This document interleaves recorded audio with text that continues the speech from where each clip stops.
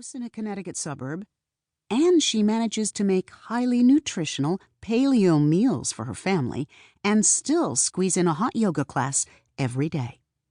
She has 2 beautiful children, Nick, her oldest, who just got into Harvard, and Frankie, her artistic, rebellious adopted daughter, whom she loves dearly, but feels might be slipping away. But she tells herself that's always what happens with teenage girls and their moms. They drift apart, but eventually come back together. Mary Jane knows a thing or two about fitting in. She's been learning how to change herself to fit her environment since she was a young girl growing up in the Catholic Church.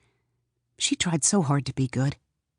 So why, when she got to college, was she held down and raped at a party?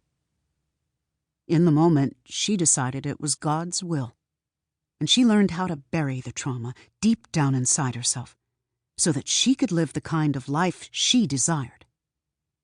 She fell in love with and married Steve. She never told him about her assault. She didn't want to burden him. She wanted to fit in. Over time, she became the envy of her friends, the best at SoulCycle, the best at making class brownies, the best swim team mom. And then came the crash. After getting into a bad car accident, Mary Jane doesn't take the time she needs to slow down and nurse her injuries.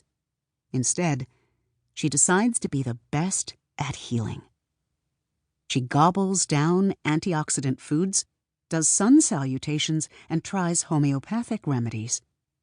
But what she's really doing is self-medicating in secret with the strong opiates her doctor prescribes. Soon, she is hooked on the pills. And worse, the car accident has triggered her college memories, and she stops feeling safe inside her own body. She doesn't want to touch her husband, and she nitpicks at Frankie about her clothes. She turns to Nick, her golden child, to be her best friend and surrogate caretaker. Suddenly, nothing makes sense anymore.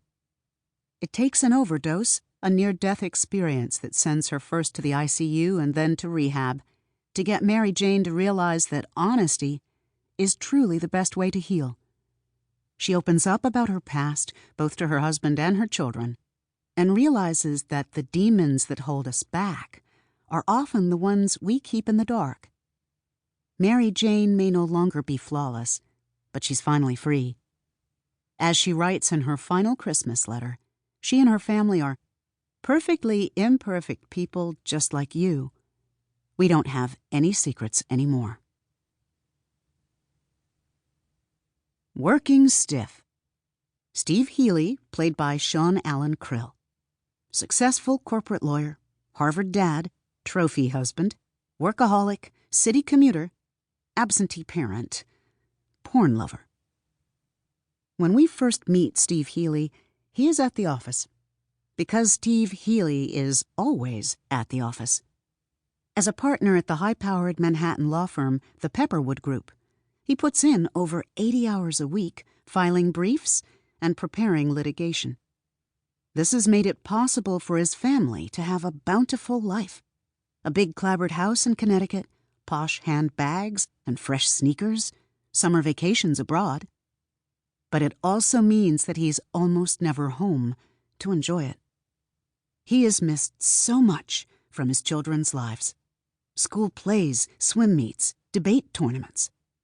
He is proud of Frankie and Nick and what they have accomplished, but he barely knows them as people. Steve was so excited that Nick got into Harvard that he bought his Harvard Dad t-shirt before the acceptance letter even arrived.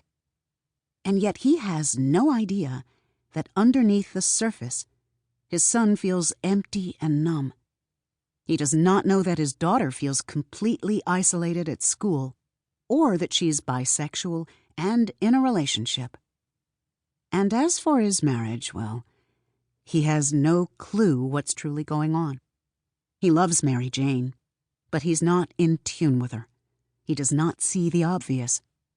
He knows his wife is popping pills and acting strangely, but he cannot see that she's crying out for help. Perhaps he is just oblivious due to his crushing work schedule.